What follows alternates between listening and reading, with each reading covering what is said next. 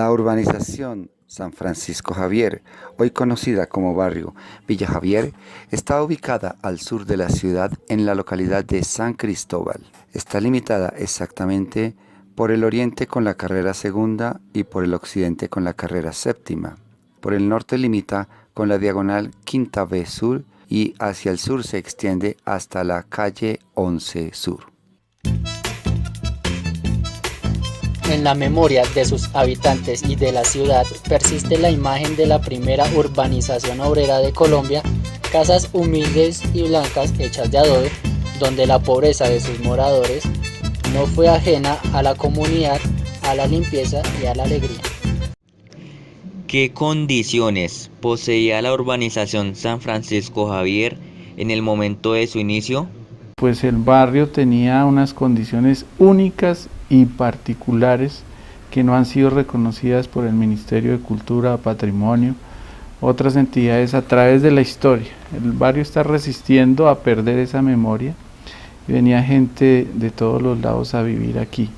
Eran condiciones únicas porque tenía su propia escuela, su propio estanque de baño para que los niños se bañaran en una especie de piscina, ¿sí? Y con aguas alimentadas en sus pilas de agua del río Fucha, con unas acequias del río Fucha. Tenía su propia botica para suplir con remedios caseros y unos remedios las enfermedades o dolores o cosas pequeñas que pudieran pasar en el barrio. Tenía restaurantes escolares para todos los niños y las niñas. Tenía su propia carbonera, ¿sí? La cual alimentaba todos los insumos para las estufas de carbón que quedaban en este sector de la casa. Entonces esa carbonera era muy importante, tenía una escuela de música. ¿En qué consistía el Círculo de Obreros? El Círculo de Obreros era una agremiación inventada con modelos europeos, con modelos españoles, que trae Campo Amor. Al llegar aquí ve mucha pobreza en el centro, él llega al Colegio San Bartolomé y en los alrededores ve pues niños mendigos, niños sin estudio, y le da mucha tristeza y vienen unas epidemias de tifo y él dice no, esto no me parece.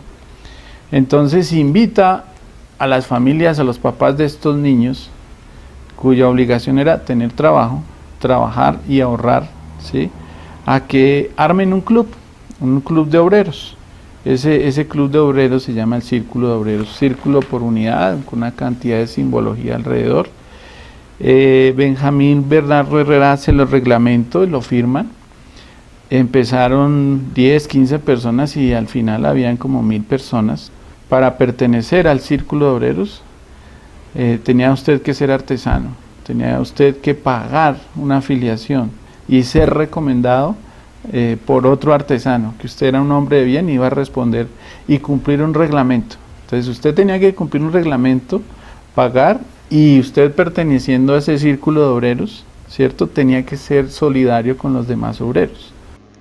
En los 104 años de existencia del barrio Villa Javier, se quiere redimir la memoria de su gestor y de los obreros y Marías que conformaron el Círculo de Obreros, para quienes en la actualidad viven allí, incluso para quienes visitan este escenario. Descríbanos brevemente cómo fue la línea del tiempo para la instalación de los servicios públicos. Bueno, pues muy interesante. El barrio prácticamente empieza sin servicios públicos porque pertenecía a un terreno semirural de Bogotá, en las afueras, más allá de las cruces por el camino de la vía Ubaque, la salida al llano, por donde entraban las mulas y las bestias, a un lugar que quedaba en las cruces donde las bestias que llegaban y los perros, los animales, las vacas se guardaban, y era el coso municipal. Entonces, como esto se compra a las afueras de la ciudad, no había luz, no había acueducto, no había alcantarillado, no había telefonía ni nada de lo que se conoce como servicios públicos, pero sí había algo muy importante que era el agua y el acequia al teñidero que bajaba del río Fucha. Entonces el urbanista Antonio Stout, he encontrado que es holandés y que y otros dicen que es belga. Dice: aprovechemos las aguas del río Fucha y hacemos 2 pilas de agua. Entonces ahí hay el alimento del agua para que las casas tengan suplan esa necesidad. Paralelamente a esto, el barrio construye una alberca de baño. El baño era cada 8 días, porque el agua no llegaba a las casas. Tampoco le llegaba agua a las casas en el centro histórico de Bogotá. La gente tenía que salir de la Candelaria a las pilas de agua de la ciudad. Estamos hablando de entre 1913 y 1920. Entonces el baño era en la alberca de baño cada 8 días.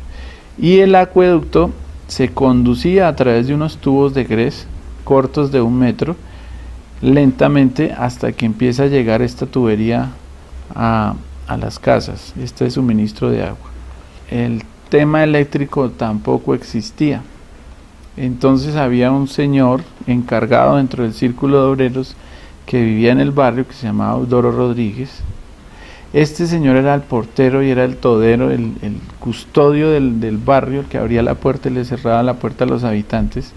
Entonces él, con una vara y un palo largo, con una mecha, encendía los mecheros y los faroles que existían en el barrio por las calles del barrio, la calle principal sobre todo.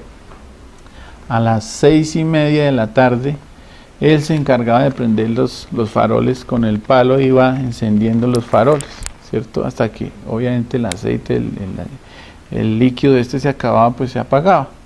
Él también era el que cambiaba y le echaba, no sé si era CPM, no sé si era gasolina, no sé si era alcohol, no lo sé, pero era el que encendía y apagaba estos faroles de alumbrado.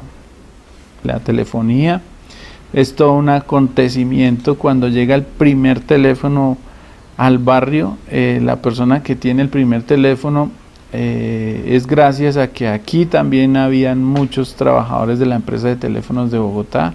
Entonces es todo el acontecimiento, la gente quería llamar, él era muy orgulloso, era un pudiente del barrio porque tenía teléfonos. La familia López, sí, es una de las familias tradicionales del barrio.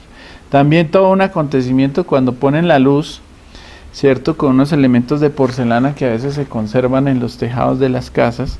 Muy fácil, una fase y un neutro, ¿cierto? Y una luz con una cuchilla que se subía y se bajaba. Este personaje, Eudoro Rodríguez, entonces ya no prendía los mecheros, sino también ya tenía una cuchilla que él subía y bajaba. En las casas había una cuchilla de estas y resulta que el suministro de la luz era tan precario que no habían grandes transformadores.